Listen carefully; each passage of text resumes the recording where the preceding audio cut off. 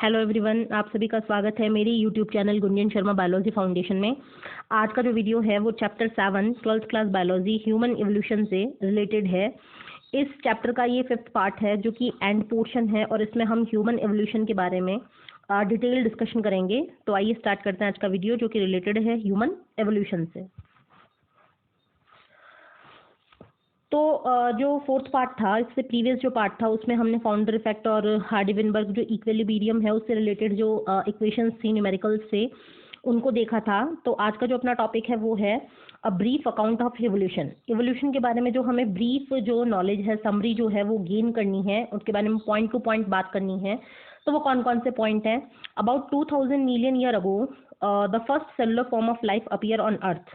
जब इस अर्थ का फॉर्मेशन हुआ तो जो लाइफ की फॉर्मेशन है वो एज अ स्टोरी चलती है और उस स्टोरी में हम ये देखते हैं कि यहाँ जैसे ही अर्थ बना, अर्थ के ऊपर जो फर्स्ट सेलुलर फॉर्म आई थी, सबसे पहली जो सेल बनी थी वो कब अपीयर हुई थी? तो अप्रॉक्स 2000 मिलियन ईयर अगो बनी थी। और यही आपका मोस्ट इंपॉर्टेंट क्वेश्चन है according two point of view competitive exams और नीट 2021। तो आपसे पूछा जा सकता है कि फर्स्ट सेलुलर फॉर्म लगभग कब बनी थी? तो वो बनी थी 2000 मिलियन ईयर अगो पहले। The mechanism of how non-cellular aggregate of giant macromolecule could evolve into cells। ये जो बहुत बड़े बड़े मैक्रोमोलिक्यूल्स थे, macromolecules like DNA, RNA, proteins and carbohydrates, lipids, proteins etcetera. तो ये जो जियांट मैक्रोमोलिक्यूल्स थे इन्होंने क्या किया, मिक्स होके एग्रीगेट होके जो सेल्स थी उनके रूप में ये इवॉल्व हुए, फॉर्म हुए। Is not known some of these cells had the ability to release oxygen. इनमें से जो कुछ सेल्स बनी थोड़ी बहुत, उनके अंदर ये कैपेसिटी थी कि वो ऑक्सीजन को क्या कर सकती थी, रिलीज कर सकती थी। The reaction could have been similar to light reaction in the photosynthesis। और ऐसी रिएक्शन जिसमें कि ऑक्सीजन रिलीज होती है, आपको पता है ऑक्सीजन को रिलीज करने की कैपेसिटी प्लांट्स के पास में होती है और प्लांट्स जो है वो कौन सी मैकेनिज्म शो करते हैं, फोटोसिंथेसिस। और आपने 11th क्लास में देखा था कि फोटोसिंथेसिस जो रिएक्शन है उसके 2 स्टेप्स होते हैं। पहला स्टेप होता है लाइट रिएक्शन और सेकेंड स्टेप होता है इसका डार्क रिएक्शन। तो फर्स्ट स्टेप जो होता है वो क्लोरोप्लास्ट के ग्रेना में परफॉर्म होता है, ग्रेना। और जो सेकंड स्टेप है वो क्लोरोप्लास्ट के जो स्ट्रोमा पोर्शन है उसके अंदर होता है डार्क रिएक्शन। तो हम यहाँ पर बेसिकली लाइट रिएक्शन की बात कर रहे हैं बिकॉज लाइट रिएक्शन में ही ऑक्सीजन जो है वो क्या होगी, इवॉल्व होगी। तो आपसे क्वेश्चन पूछा जा सकता है कि प्लांट्स जो ऑक्सीजन को इवॉल्व करते हैं वो कौन से मैकेनिज्म में करते हैं? तो मैकेनिज्म तो होगी फोटोसिंथेसिस और रिएक्शन कौन सी होगी, light reaction. Next, where water is split. ये जो ऑक्सीजन का फॉर्मेशन होता है ये वाटर मॉलिक्यूल के स्प्लिट होने की वजह से होता है। बिकॉज यहाँ पर क्या होता है, जो वाटर प्लांट्स ने एब्जॉर्ब किया by the help of the roots, वो वाटर क्या होता है, 2 जो सब्सटेंसेस हैं उनमें स्प्लिट हो जाता है, 2 आयंस में स्प्लिट हो जाता है। और वो आयंस कौन से होते हैं? फर्स्ट आयन होता है एच आयन और सेकंड जो होता है वो ओ एच आयन। तो ओ एच आयन आगे जाके एक तरीके से ऑक्सीजन को क्या करता है, इवॉल्व करता है। तो हम यहाँ पर देखेंगे कि जो ऑक्सीजन हमारी फॉर्म हो रही है इस पूरे सिनेरियो में वो कहाँ से आ रही है, वो आ रही है वाटर से। तो ये जो वाटर की स्प्लिटिंग होती है वो होती है सोलर एनर्जी सनलाइट के through and channelise by the appropriate light harvesting pigments. आपने 11th में ही पढ़ा था कि जो प्लांट होते हैं, प्लांट के अंदर जो क्लोरोप्लास्ट है, क्लोरोप्लास्ट के पास में मशीनरी है, उसके पास में डिफरेंट डिफरेंट एलएचसीज प्रेजेंट हैं। What are the LHCs? Light harvesting complexes. ये लाइट को क्या करते हैं, हार्वेस्ट करते हैं। जिनमें कि हमने डिफरेंट डिफरेंट इनके एग्जांपल्स की बात की थी। इनका जो सेंटर होता है, जैसे फर्स्ट होता है P700 जो 700 नैनोमीटर की लाइट को एब्जॉर्ब करता है। और जो सेकंड होता है वो P680। तो ये क्या करेगा, P680 नैनोमीटर की जो वेवलेंथ है उस लाइट को क्या करेगा, एब्जॉर्ब करेगा। तो P700, P680, what is these are the different types of the light harvesting complexes. Slowly single cell organism became multi cellular. धीरे धीरे जो सिंगल सेल ऑर्गेनिजम्स थे वो डिवीजन के थ्रू मल्टी सेल्स में कन्वर्ट हुए। By the time of 500 million year अगो, लगभग 500 million year ago के आसपास इनवर्टिब्रेट्स जो थे वो फॉर्म हुए। अब ये इनवर्टिब्रेट्स क्या होते हैं? आपने देखा कि एनिमल्स को 2 कैटेगरी में डिवाइड किया जाता है। Those organisms which have notochord in their body, they are called the chordata, and those do not have, they are called the non chordata।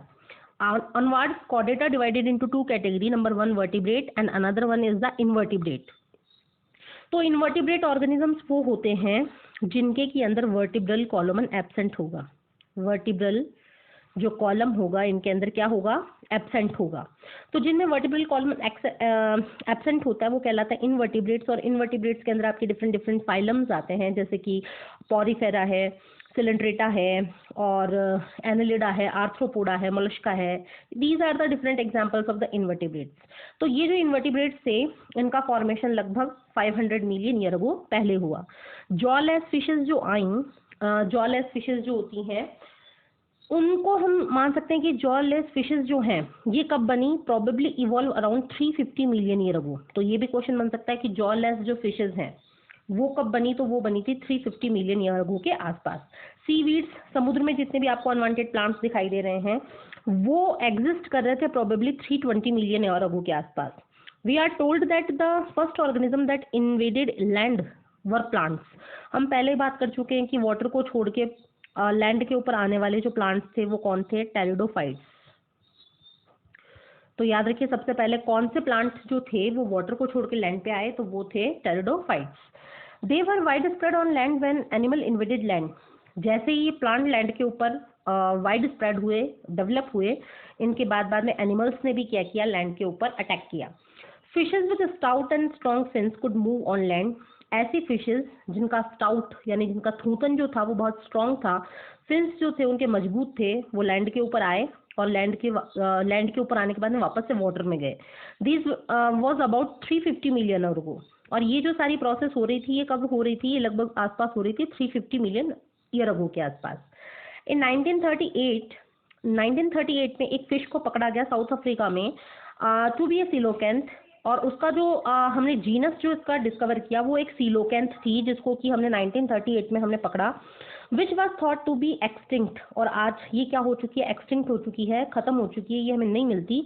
These animals called lobe fins. और इनको क्या नाम दिया गया, इंपॉर्टेंट कीजिएगा, 1938 में जो सिलोकेंथ पकड़ी गई थी, कॉट की गई थी, उसका नाम था लॉब फिन। तो इसको आप इंपॉर्टेंट कीजिएगा। आगे बढ़ने के पहले हम ये एक डायग्रामेटिकल फॉर्म देख रहे हैं। इसमें आपको प्लांट्स का जो है उसका डेवलपमेंट समझाया गया है कि टाइम टू टाइम प्लांट्स जो हैं वो कैसे इवॉल्व हुए हैं। तो यहाँ पर आपके सारे के सारे इपॉक्स और पीरियड्स को बताया गया है, जैसे Silurian period, Devonian period, Carboniferous period, Permian period. ये सारे जो हैं ये पैलियोजोइक इरा के हैं, आफ्टर दैट मीसोजोइक इरा और आफ्टर दैट सीनोजोइक इरा। तो सीनोजोइक इरा अभी लेटेस्ट इरा है जो कि चल रहा है और उसमें भी डिफरेंट टाइप के इपॉक और पीरियड्स चल रहे हैं, क्वाटरनरी, टर्शरी। तो यहाँ पर ये सारी चीज़ें देखी जा रही हैं, यहाँ से क्वेश्चन फॉर्म हो सकते हैं। सबसे पहले जो थे क्लोरोफाइट एंसेस्टर्स थे और उनसे ट्रेक्योफाइट्स बने, ट्रेक्योफाइट से राइनिला टाइप प्लांट्स बने और आफ्टर दैट साइलोफाइटोन टाइप के प्लांट्स बने और इनसे ही डेवलपमेंट हुआ जोस्टेरोफाइलम्स का। नेक्स्ट इन्हीं की जो ब्रांचेस थी वो निटेल्स में कन्वर्ट हुई और जो पॉलीजिम्नोस्पर्म्स थे वो सीड फर्न्स के फॉर्म में साइकेड्स, डाइकोटिलेडन्स, मोनोकोटिलेडन्स, एंजियोस्पर्म्स इस तरीके से ये कन्वर्ट हुए। तो ये जो एक तरीके से ये आपको जो एक ट्री दिखा रखा है क्लासिफिकेशन, इस ट्री की वजह से हम क्या कर पाते हैं, प्लांट्स की डिस्कवरी और ओरिजिन को समझ पाते हैं कि जो डिफरेंट इरास थे, इपॉक्स थे, पीरियड्स थे, उनमें इन प्लांट्स का डेवलपमेंट किस तरीके से हुआ था। तो जस्ट आपको वन बाय वन इसको रीड आउट करना है। नेक्स्ट यहाँ पर ये जो आपको एक डायग्रामेटिकली फॉर्म दिखाया गया है, इसमें हम जैसे हमने प्लांट्स के बारे में बात की, अब हम यहाँ पर इसको एनिमल्स के रेफरेंस में देखेंगे कि एनिमल्स में ये डेवलपमेंट किस तरीके से हुआ। तो सेम आपको यहाँ पर कार्बोनिफेरस पीरियड है, परमीनियन है, ट्रायसिक है, जुरासिक है, क्रिटेशियस है, टर्शरी है, क्वाटरनरी है, ये सारे पीरियड्स आपको दिखाए गए और उसमें दिखाया गया है कि जो कार्बोनिफेरस था उसके अंदर अर्ली रेप्टाइल्स थे जो कि एक्सटिंक्ट हो चुके हैं। इन्हीं से सौरोप्सीडाज, साइनेप्सिडाज और ये देखिए प्लेकोसॉरस एक्सटिंक्ट हो चुका है, थीकोडॉन्ट्स एक्सटिंक्ट हो चुके हैं। इनका ये टाइम पीरियड भी आपको देखना है कि ये जो थे कब अवेलेबल थे। और जो कि जुरासिक पीरियड है, मीसोजोइक इरा का ही एक पार्ट है, इसको गोल्डन एज ऑफ रेप्टाइल्स कहा जाता है, गोल्डन एज ऑफ रेप्टाइल्स। और रेप्टाइल्स में भी पर्टिकुलर ज़्यादा से ज़्यादा यहाँ पर कौन अवेलेबल थे, डायनासोर्स अवेलेबल थे। और धीरे धीरे डायनासोर्स क्या हुए, जैसे जैसे कंडीशंस डिफरेंट हुई, सर्कमस्टांसेस चेंजेस हुए, अर्थ का एनवायरनमेंट चेंज हुआ, तो बदलते हुए एनवायरनमेंट के साथ में ये स्टेबल नहीं हो पाए और इनका एक्सटिंक्शन हो गया। और आज के समय पर ये सारे जो एनिमल्स हैं, इन्होंने सिनोज़ोइक इरा में अपना डोमिनेंस शो किया है। नेक्स्ट जो लोबफिन थी वो फर्स्ट एम्फीबियन थी that leave on both land and water. तो लोबफिन्स ऐसे फर्स्ट एम्फीबियन थे जो कि लैंड और वाटर दोनों पे सर्वाइव करने में कैपेबल थे। There are no specimens of these left with us. Lobefin का आज हमारे पास में कोई भी स्पेसिमेन अवेलेबल नहीं है। However, these were ancestors of the modern day frog। लेकिन हम ये मान सकते हैं कि आज के ज़माने में जो आपको फ्रॉग्स दिखाई दे रहे हैं, सैलामेंडर्स दिखाई दे रहे हैं, उनका जो एंसेस्टर है, अगर आपका क्वेश्चन आता है कि फ्रॉग्स और सैलामेंडर्स के एंसेस्टर कौन है, तो आपको यहाँ पर जो मेंशन करना है वो मेंशन करना है लॉबफिन्स या सीलोकेंथ को। The amphibians evolve from reptiles. Amphibians जो हैं वो आगे जाके एक तरीके से हम ये कह सकते हैं रेप्टाइल्स के अंदर ही उनका थोड़ा सा फॉर्मेशन हुआ। रेप्टाइल्स की जो एंसेस्टर हैं वो एम्फीबियंस हैं। और ये जो रेप्टाइल्स हैं उन्होंने क्या किया, ले किया थिक शेल्ड एग्स को, और जिनके ऊपर बहुत थिक टाइप का शेल जो बनता है, कवरिंग बनती है, वो एग्स कहलाते हैं क्लीडोइक एग्स। तो आप यहाँ पे लिखिए, जिनके ऊपर हार्ड कवरिंग होती है वो जो शेल होता है एग्स के ऊपर, तो ये एग कहलाते हैं क्लीडोइक एग। और रेप्टाइल्स ने क्या किया, क्लीडोइक एग्स को ले करना स्टार्ट किया। और इनकी स्पेसिफिक फीचर क्या था कि इतने ज़्यादा इनके ऊपर एक शेल था कि ये कभी ड्राई नहीं होते थे, जैसे कि एम्फीबियंस के जो एग्स है वो ड्राई हो जाते थे। Again we only see their modern day descendants. Reptiles के भी आज हमें सिर्फ मॉडर्न डे के जो एंसेस्टर्स हैं, जो डिसेंडेंट्स हैं, उनके वंशज हैं, वही दिखाई देते हैं। जो पहले ज़माने के या पहले के समय के जो रेप्टाइल्स थे, डायनासोर्स वगैरह, एक्सटिंक्ट हो चुके हैं। और हमें जो मॉडर्न एजेस के रेप्टाइल्स हैं, जैसे टर्टल है, टॉर्टोइजेस हैं, क्रोकोडाइल्स हैं, इनको हम हमारे सराउंडिंग्स के अंदर देख सकते हैं। In the next 200 million years और सो, अगर हम आगे के 200 मिलियन से और उससे भी आगे की बात करें, reptiles of different shape and size dominated on the earth. तो अभी अभी मैंने आपको बताया कि जो जुरासिक पीरियड था, मेसोजोइक इरा था, उसमें रेप्टाइल्स का जो था डोमिनेटेड थे वो। डायनासोर्स जो थे वो डोमिनेंट थे। Giant ferns like pteridophytes are the present but they are fail to form coal deposit slowly. तो धीरे धीरे ये जो टेरिडोफाइट्स हैं, इन्होंने अपना जो एक तरीके से था मतलब स्प्रेडिंग स्टार्ट की, बट ये जो है कोल डिपोजिट बनाने में काम में आया। आपको पता है कि कोल की सबसे जो लोअर टाइप होती है वो होती है पीट। तो पीट टाइप का जो कोल है वो आपको टेरिडोफाइट से ही मिलता है। Some of these land reptile went back into water to evolve into fish like reptile। इनमें से कुछ रेप्टाइल्स जो थे वो वापस से सी के अंदर गए, ओशन के अंदर गए, और वहाँ पर जो था ये इवॉल्व हुए फिश लाइक रेप्टाइल्स में। और ये जो बात है ये लगभग 200 मिलियन ईयर अगो की पहले की है। और ऐसे जो थे उनका नाम हुआ इक्थायोसॉरस। तो आपको याद रखना है, फिश लाइक जो रेप्टाइल्स थे जो कि वाटर में रहते थे, उनका नाम है ichthyosaurus. The land reptiles were of course of the dinosaurs. Land के ऊपर जो रेप्टाइल्स थे वो हैं dinosaurs. The biggest of them, सबसे बड़ा जो डायनासोर है वो है ट्राइनोसोरस रेक्स। ये आपके लिए इंपॉर्टेंट है बिकॉज इसकी हाइट जो थी, ये हाइट में 20 फीट था, और इसके जो टीथ थे वो फियरसम थे, डरावने थे, डैगर लाइक थे। डैगरा मतलब होता है किसी भी चीज़ को चीरने फाड़ने वाले थे, इतने इसके मतलब जो है डेंजरस और फियरसम इसके जो टीथ थे। About 65 million year ago the dinosaur suddenly disappeared. लगभग 65 मिलियन ईयर अगो की बात करें तो डायनासोर सडनली डिसअपीयर हो गए। We do not know the true reason, हमें ट्रू रीजन नहीं पता, बट सम से क्लाइमेटिक चेंजेस किल देम। तो वही बात आ रही है कि बदलते हुए सिचुएशंस के साथ में इन्होंने अपने आप को चेंज नहीं किया, अडाप्ट नहीं हो पाए, ये अपने आप के अंदर वेरिएशंस नहीं ला पाए, तो इस वजह से इनकी क्या हुई, सडनली एक्सटिंक्शंस हो गई। सम से most of them evolve into birds. कुछ साइंटिस्ट जो कहते हैं वो ये कहते हैं कि जो रेप्टाइल्स थे वो जो है उन्होंने अपने आप को इवॉल्व कर लिया है एवीज के अंदर, बर्ड्स के अंदर। और जो ट्रुथ है वो इन दोनों जो कंजेक्चर्स हैं, जो स्टोरीज हैं, उनके बीच का है। Small size reptiles of that era still exist today. छोटे छोटे जो रेप्टाइल्स हैं like crocodile, turtle and lizards, snakes, वो आज भी हमारे सामने एग्जिस्ट कर रहे हैं। मैमल्स की बात करें तो जो फर्स्ट मैमल है वो श्रू लाइक मैमल थे। तो आप याद रखिए जो फर्स्ट मैमल था वो श्रू था। There fossils are small size. इनके जो फॉसिल्स हमें मिले हैं वो छोटे साइज के हैं। Mammal were viviparous. Viviparous means those give birth of young ones. तो मैमल्स ने क्या किया, अपने बच्चे यंग वंस की फॉर्म में दिए, और there unborn young inside the mother's body. इनका जो डेवलपमेंट हुआ वो मदर के वुम्ब में हुआ, mammals were more intelligent in sense the avoid the danger at least. तो एक्चुअली मैमल भी it is the example of the animal, but major difference between the animal and the human is that sense of their environment, sense of their surroundings. तो हम क्या कर सकते हैं, अपने surrounding को सेंस करके किसी भी डेंजर को अवॉइड कर सकते हैं. तो यही बेसिक डिफरेंस है जो हमें एनिमल से डिफरेंट बनाता है. और एक सोशलिज्म, हम सामाजिक प्राणी हैं, सामाजिक तौर पे एक साथ में मिल के रहते हैं. तो ये भी एक बेसिक फीचर है जो हमें एनिमल्स से डिफरेंट करता है. When reptiles came down, mammal took over this earth. तो रेप्टाइल्स का जो इरा मैंने आपको बताया वो मीजोजोइक इरा था, और after that Mesozoic era Cenozoic era आया. और सीनोजोइक इरा में जो थे मैमल्स ने क्या किया, पूरे के पूरे अर्थ को कैप्चर किया. और आज अगर हम देखें तो गोल्डन इरा चल रहा है मैमल्स का अर्थ के ऊपर. मेजर जो आपको मतलब एक एम्परर टाइप का दिख रहा है, जो पूरा का पूरा साम्राज्य है वो पूरा का पूरा मैमल्स का है. There were in South America mammals resembling horse like hippopotamus. तो साउथ अमेरिका में हॉर्स के जैसे जो मैमल्स हैं उनको हिप्पोपोटामस यानी दरियाई घोड़ा कहते हैं, बियर है, रैबिट है. Due to continental drift, continents जो थे, आपको ये ज्योग्राफी से रिलेटेड पॉइंट मिलेगा यहाँ पे. ज्योग्राफी की सबसे हिट जो स्टोरी है, हिट जो मतलब एक थ्योरी है, थीसिस है, वो है कॉन्टिनेंटल ड्रिफ्ट की. जब ये अर्थ बनी तो डिफरेंट डिफरेंट टाइप के कॉन्टिनेंट्स यानी महाद्वीप बने. तो कॉन्टिनेंटल ड्रिफ्ट थ्योरी कहती है कि साउथ अमेरिका जो है वो नॉर्थ अमेरिका के साथ में ज्वाइन हो गया, और ये जो एनिमल्स थे वो एक दूसरे के कॉन्टिनेंट्स में ओवर हिडन हो गए, मिक्सअप हो गए. नेक्स्ट उसके बाद में ये फौना यानी कि टोटल नंबर ऑफ एनिमल्स भी एक दूसरे के साथ में मिक्सअप हो गए. Due to the same continental drift pouch mammals of Australia survive. तो कॉन्टिनेंटल ड्रिफ्ट के कारण ही जो पाउचेस बनते हैं, पाउचेस कौन सा, ब्रूड पाउच, जिसको कि हम मार्सुपियम के नाम से जानते हैं, मार्सुपियम. तो ये मार्सुपियम आपको किस में देखने को मिलेगा, कंगारूज में. और कंगारूज जो है वो ऑस्ट्रेलिया कॉन्टिनेंट में आपको मिलेंगे. तो मार्सुपियम मीन्स पाउच, जिसमें वो अपने बेबीज को प्रोटेक्शन देते हैं. Next after that let we forget some mammals live wholly in water. कुछ मैमल्स ऐसे हैं जो कि टोटली वाटर में ही अपनी लाइफ को सर्वाइव करते हैं.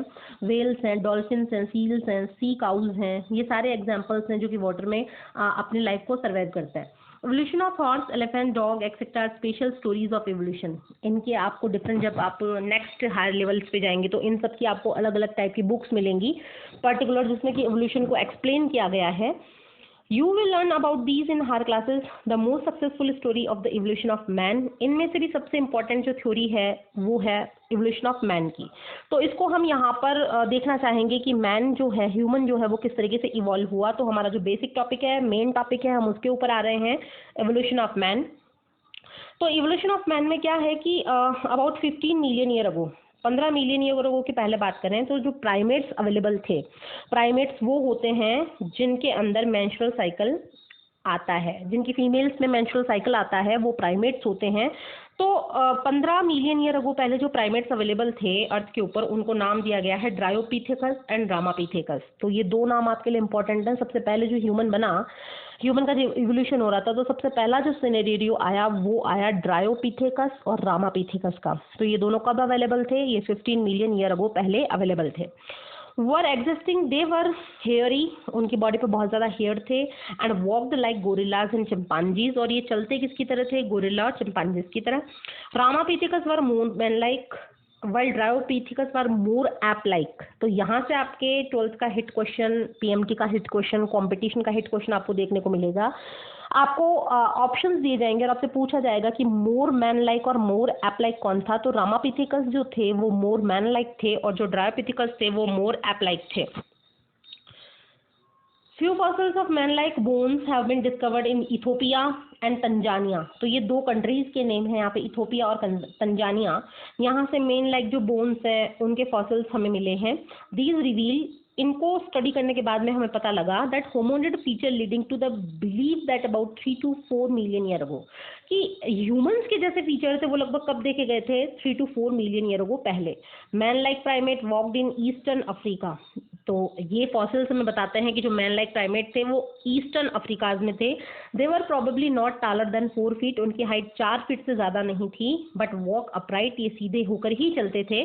2 मिलियन ईयर अगो जो नेक्स्ट जो हमारी स्पीशीज है वो है ऑस्ट्रेलियोपिथेसियंस की.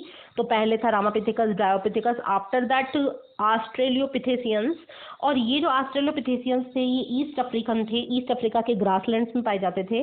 एविडेंसेस शोज दैट, प्रूव ये बताते हैं कि they hunted with stone weapons, ये अपने जो शिकार थे वो पत्थरों के वेपन से यानी हथियारों से करते थे, बट एसेंशियली एट फ्रूट, लेकिन एसेंशियल तौर पे वो फ्रूट्स को ही खाते थे। Some of the bones among bone discovered were different, इनकी जो बोन्स हैं वो बाकी बोन्स से डिफरेंट मिली है।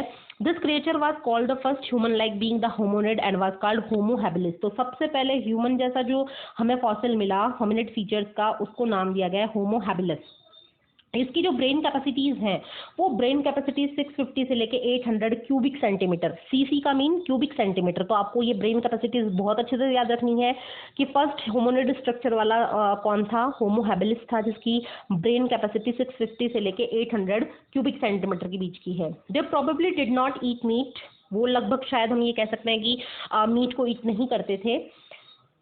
Fossils discovered in Java in 1891 reveal the next stage. Java के अंदर जो फॉसिल मिले हैं उन्होंने एक नेक्स्ट स्टेज को रिवील किया और उस नेक्स्ट स्टेज का नाम है होमो इरेक्टस, जो कि लगभग 1.5 मिलियन ईयर वो पहले थे। होमो इरेक्टस जो है उनकी ब्रेन कैपेसिटी 900 सीसी के आसपास थी, मतलब वो बहुत ज़्यादा इंटेलिजेंसी को शो कर रहे थे। और यहाँ पर ये जो डायग्राम है ये बेसिकली आपको डिफरेंस बताता जा रहा है, रामापिथिकस, होमो हैबिलिस, होमो इरेक्टस, इस तरीके से।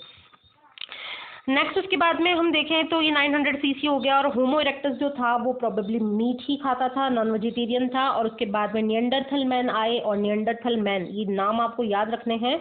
तो होमो इरेक्टस के बाद में जो आया वो था निएंडरथल मैन, और निएंडरथल मैन जो प्रेजेंट था उसकी ब्रेन साइज लगभग 1400 सीसी के आसपास थी, क्यूबिक सेंटीमीटर के आसपास थी। और ये रहता कहाँ था, नियर ईस्ट और सेंट्रल एशिया के आसपास था। कब से कब तक था, 1 लाख से लेके 40,000 ईयर बैक की बात कर रहे हैं। They used height to protect their body, ये कोई ना कोई जैसे कि मतलब घास है या कोई पेड़ की छाल है, बार्क ऑफ ट्री है, उससे अपने बॉडी को कवर करते थे। और अपने जो मृत शरीर थे, जो मरे हुए बॉडीज थे, उनको बरी यानी दफनाते थे। आफ्टर दैट अफ्रीका के अंदर होमो सैपियंस डेवलप हुए, जो आज भी हैं। हमारा जो साइंटिफिक नेम है वो होमो सैपियन है। तो होमो सैपियन अफ्रीका में थे, उन्होंने मूव किया और कंटिनेंट टू कंटिनेंट ही मूव करते गए, और डिफरेंट रेसेस के अंदर ये डिस्टिंक्ट रेसेस में डेवलप हुए। ड्यूरिंग आइस एज, अगर आइस एज की बात करें 75,000 से लेकर 10,000 ईयर अगो की बात करें, तो मॉडर्न होमो सेपियंस अरोजेस, जो आज हमारा ह्यूमन है वो अरोज हुआ। Pre historic cave art developed, historic cave art यानी जो गुफाएं बनाने की कला थी वो डेवलप हुई 18,000 ईयर्स अगो पहले। One such cave painting by pre historic humans can be seen in Bhimbetka. तो ये जो भीमबेटका है मध्य प्रदेश के अंदर, यहाँ पर अगर हम जाकर उस केव को देखें तो ये बनाई हुई जो कलाकृतियां हैं वो हम देख सकते हैं। एग्रीकल्चर जो आई वो 10,000 ईयर अगो बैक पहले आई, और ह्यूमन सेटलमेंट स्टार्ट हो गया। Rest of what happened in part of human history, जो भी कुछ हो वो ह्यूमन हिस्ट्री का एक पार्ट है, जिसको आप एसएसटी में पढ़ सकते हैं। तो इस तरीके से सिविलाइजेशन होता गया और ह्यूमन बहुत ज़्यादा सिविलाइज्ड एक तरीके से स्पीशीज़ बना। तो ये आज का टॉपिक था जो हमने इसमें ह्यूमन एवोल्यूशन के फॉर्म में देखा। आई होप आपको सारा कंटेंट समझ में आया होगा, लाइन टू लाइन, जो कि आपके कॉम्पिटिशन्स के लिए बहुत ज़्यादा इंपॉर्टेंट होगा। फिर भी अगर आपको कोई डाउट है तो आप कमेंट सेक्शन में लिखकर पूछ सकते हैं, और वीडियो को ज़्यादा से ज़्यादा शेयर कीजिए ताकि सभी को इसका बेनिफिट मिले। नेक्स्ट वीडियो में हम नेक्स्ट चैप्टर स्टार्ट करेंगे, तब तक के लिए stay home, stay healthy. Thank you very much.